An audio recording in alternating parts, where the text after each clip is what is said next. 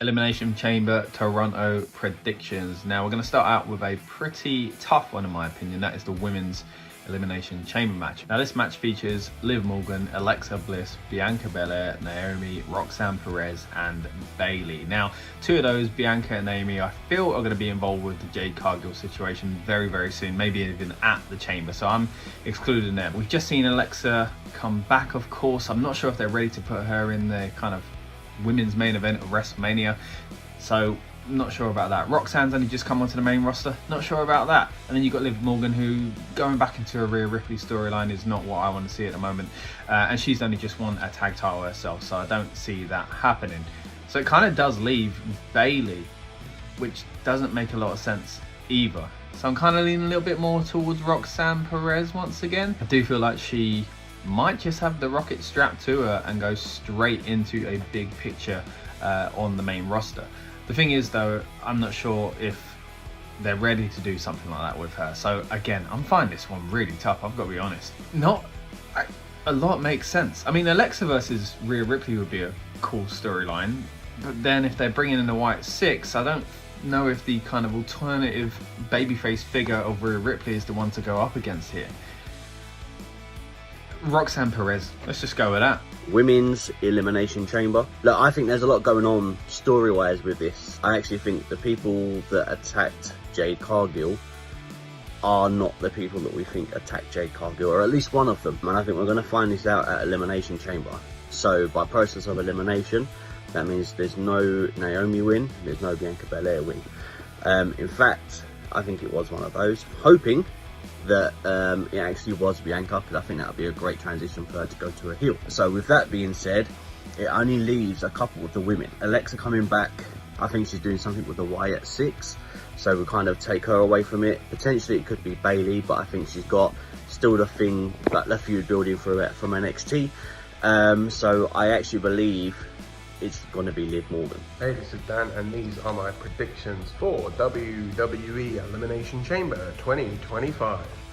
First up, we have the Women's Elimination Chamber featuring Liv Morgan, Bianca Belair, Alexa Bliss, Bayley, Naomi and Roxanne Perez. The winner of this match will seemingly go on to WrestleMania to take on Rhea Bloody Ripley for the WWE Women's World Championship. Now, I think this is probably a two-horse race, really. I think it's either Bianca Belair or Liv Morgan. I'm gonna go Bianca, I think. I think there's gonna be more to it with the whole Jade Cargill storyline, but it could potentially lead to Jade coming back and fighting Naomi at WrestleMania. So I'm gonna go Bianca Belair to win this one. Next up is the unsanctioned match between two best friends, now enemies, once again, Sami Zayn versus Kevin Owens. Now, this is going to WrestleMania, surely, right? It has to. Neither of these guys have a storyline as far as the world title picture goes, which I think both could argue that they deserve.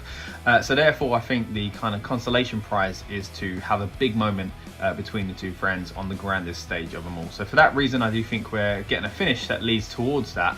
And I think that kind of means that Kevin Owens has to win so that Sami can try and get payback at WrestleMania in probably a Hell in a Cell or something like that. So for me, I think this is either going to be a Kevin Owens win or maybe even no contest. Let's say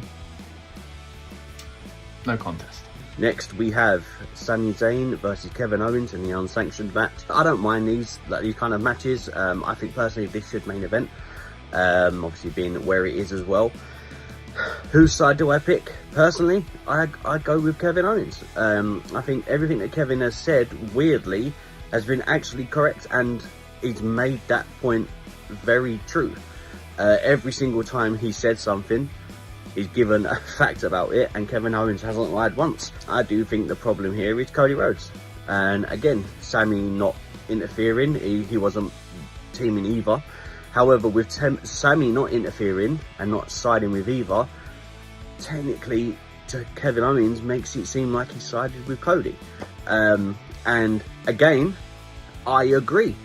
So I think that I'm happy to see this match happen. So, getting to see Kevin Owens and Sami Zayn go at it in any kind of match, they're always going to deliver. They could have match of the night. Potentially they can have match of the year. They have that in them. to do that.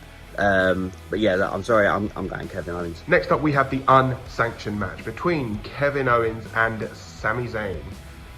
I think there's only one way this one has to go, you know. I think it's going to be Sami Zayn to win, but I think this is going to also lead to the two of the men facing off at WrestleMania.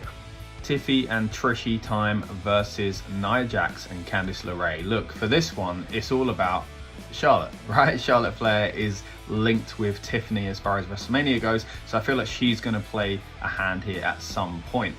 But I've got a weird feeling that Trish is going to turn heel. I've got this idea of a 3 generations match at WrestleMania, and I feel like Trish coming back might be so that she can turn heel once again. She seems to have a great time playing that role last time round. I really enjoyed it, and I got a feeling they're going to do it again. So I feel like Trish might be turning on Tiffany. With that in mind, it feels like that team more likely would lose when that happens. I'm not 100% sure about that though, because they've just released merch as well. But I don't know.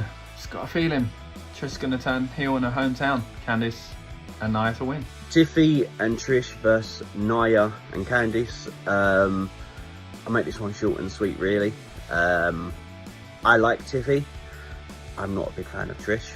I like Nia, and I'm a fan of Candice as well. So it kind of weighs it out as like 2-1, I guess, on siding. Story-wise, I don't know which way they're going to go. Last time Trish was kind of around, she was a heel, and now she comes back again, and the crowd are looking at her as she's a face. Again, the same issue that we've had with The Rock. It's quite frustrating. I will try and bring this point up and make it a discussion on our next podcast. So guys, please tune in for that. But back to this, I'm going Nia and Candice. We then move into a tag team match featuring Trish Stratus and WWE Women's Champion Tiffany Stratton taking on the team of Nia Jax and Candice LeRae. Now, I wouldn't bet against a Charlotte Flair interference in this one, but I do think that Tiffy and Trish are coming out of this one in Trish's hometown of Toronto with the victory.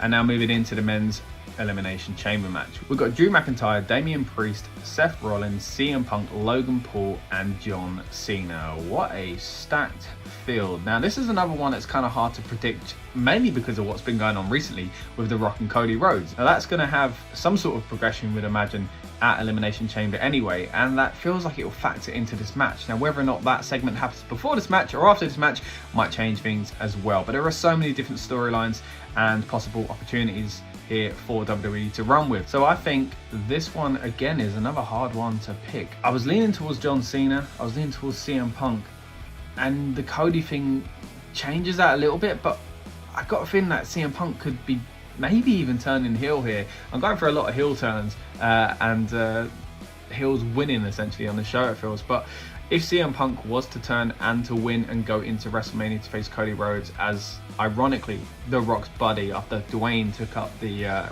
headline spot before, it'd be quite an interesting story to tell. At the same time, where does that leave John Cena? That's quite tough. Where does it leave a lot of the guys in this match? I mean, you could even see Logan Paul and Punk going forwards in their own program. But if I had to pick right now, I'm just going to go with... who's going to face Cody Rhodes? Cody's not going to be a heel. He's not going to go down The Rock's path, surely. So therefore, he needs a strong heel. And it's got to be someone that The Rock aligns with. Maybe Drew? I don't know if they're ready for that. I just don't think they would have planned that before. I know things are changing, but that's quite drastic. You know what? I've talked myself into it. Drew deserves this spot. Drew McIntyre. And finally, the men's chamber. Look, there's a lot of guys in there. I can say probably the person that we think 100% isn't going to win is Logan Paul. The rest, I would say, it's anyone's for the taking. I think this is probably the hardest one decision-wise. However, I think The Rock is going to screw someone, because I don't think Cody's going to sell his soul to the People's Champion.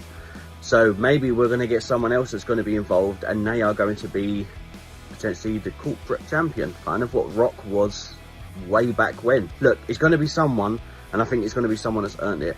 So if Drew McIntyre does not win, we riot. Everyone stand with me on that. All right, cheers, guys. Then we move on to what I'm assuming is going to be the main event, which is the men's Elimination Chamber match. We are going to see John Cena, CM Punk, Seth Rollins, Drew McIntyre, Damian Priest, and Logan Paul, seemingly all battling it out to face Cody Rhodes at WrestleMania. For me, it's got to be John Cena. I think all the rest of them have got a direction going into WrestleMania, except Big Match John. For me, John Cena will be victorious and will go on to face Cody Rhodes at WrestleMania. Alright, so those are my predictions for Elimination Chamber in Toronto. I've surprised myself. Let me know what you think down in the comments, and make sure to join us for all of our build-up coverage around the weekend of Elimination Chamber on the Rebellious Noise Pro Wrestling channel. We're going to have our Weekend Kickoff show, we're going to have our Kickoff watch along, and we're also going to have our build-up show leading into a huge preview weekend for Elimination Chamber. And I'm going to dive into these predictions a little bit deeper on those streams.